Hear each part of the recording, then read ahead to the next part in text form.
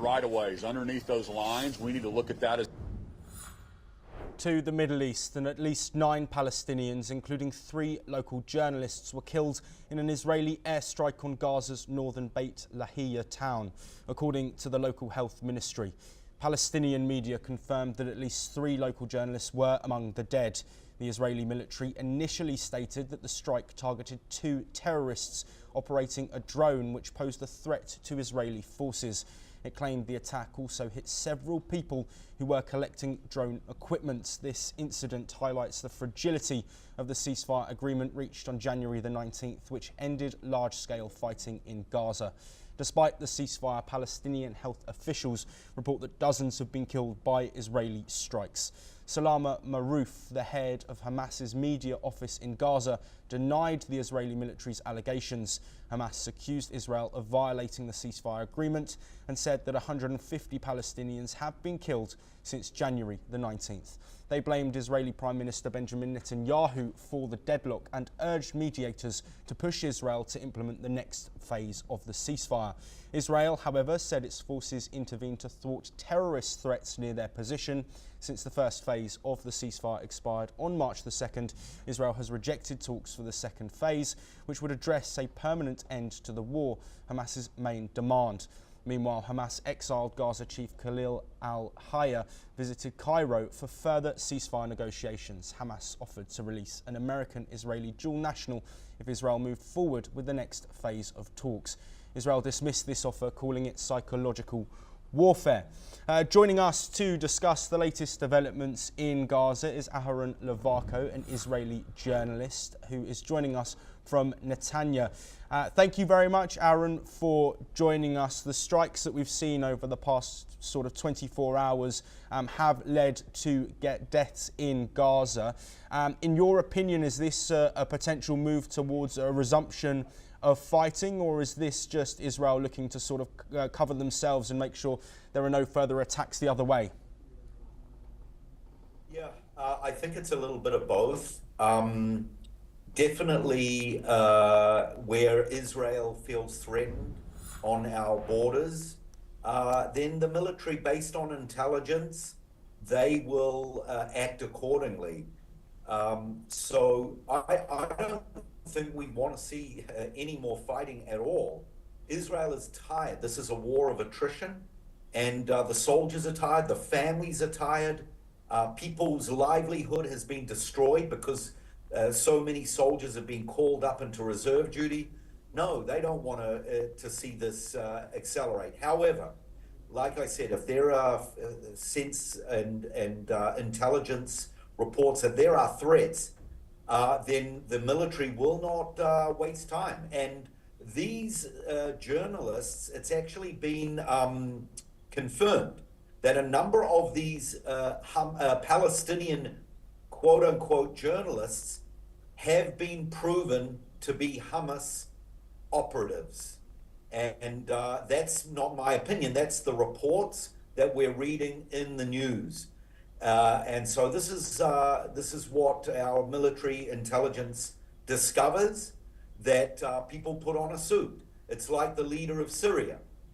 He's put on a suit since he took over the regime in Syria, but a leopard does not change the color of his spots. And we know that he has affiliations with ISIS, with Al-Qaeda. And so just because someone in the Gaza Strip puts on a suit or puts on a reporter's cloak, holds a microphone, doesn't mean that he is totally disconnected from Hamas. And based on, as I say, on intelligence reports, these people are 100% people that are associated with Hamas. And as a result, our military have eliminated the threats. So that is what is going on. We don't want to, as I said, we don't want to see this escalated, but we're not going to wait for another October 7th to happen. That's for sure. Yes, and looking towards a resolution, of course, the US put a plan in for a further ceasefire, a further 60-day ceasefire. Also talks over the release of a US-Israeli dual national hostage. How do you think that these sort of issues are overcome and a ceasefire deal is agreed so that we can continue moving through the phases as was set out earlier in January when the ceasefire was first agreed? You know, that question has been asked a million times. Our government are wrestling with that question. Our military are wrestling with that question. Donald Trump has also joined in the negotiations. Look, this is something that potentially could go on for not only months, but potentially years. And it's interesting, Donald Trump is not the kind of man who has the patience for this kind of thing. The only difference is that there are lives at stake. And he understands the high value that we place on human lives. So he's not going to act rashly, and there's only so much pressure he can put on. We don't, along with Americans, we don't have a lot of leverage. Hamas has leverage, and they're called living hostages.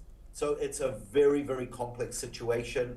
I'm sure that our operatives and military intelligence are working, trying to either work with the negotiations.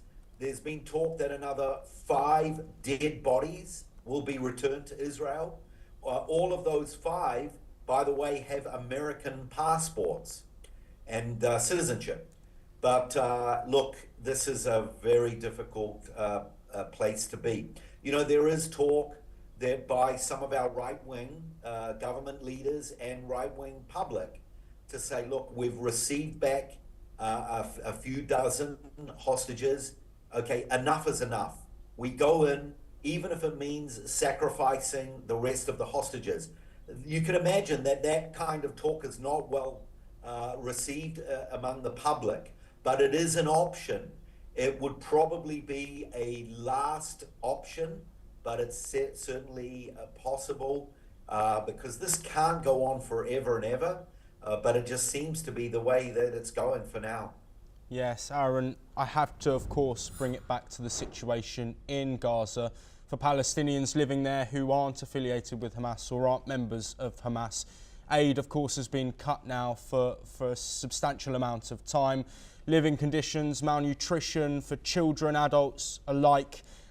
What do you think can be done to make sure that Hamas is removed in a way that Israel is happy with, but also so that the amount of death and inhumane conditions are kept to a minimum? Well, firstly, the Gaza Strip has already enough food for the next 6 months. That's reported.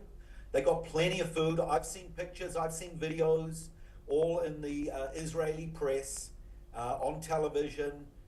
There's no one at the hands of Israel starving inside the Gaza Strip. Quite the opposite.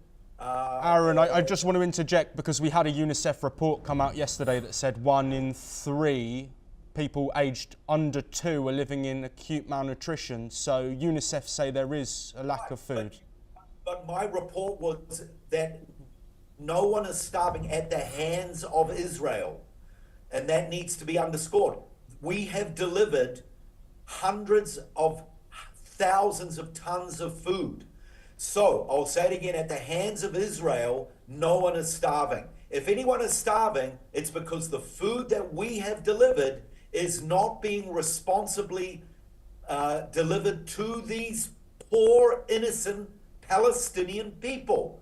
And it needs to be reported that it's in the hands of Hamas. They are the leaders of the Gaza Strip.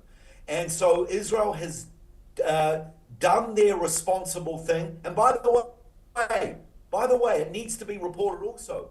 Israel is not required, according to international law, Israel is not required to provide any food. Why? Because according to international law, when a nation is being attacked militarily, they are not responsible for providing any food, water, or electricity. You can check the international laws of war on that. And so that also needs to be reported because Hamas, they are the ones who are very, very strategic using the media by putting across half-truths, making it seem that Israel are the ones that are starving the people and cutting off this and cutting off that. By the way, they have water, they have electricity, they have thousands of generators inside of the Gaza Strip. You don't usually see that reported, but that's a fact.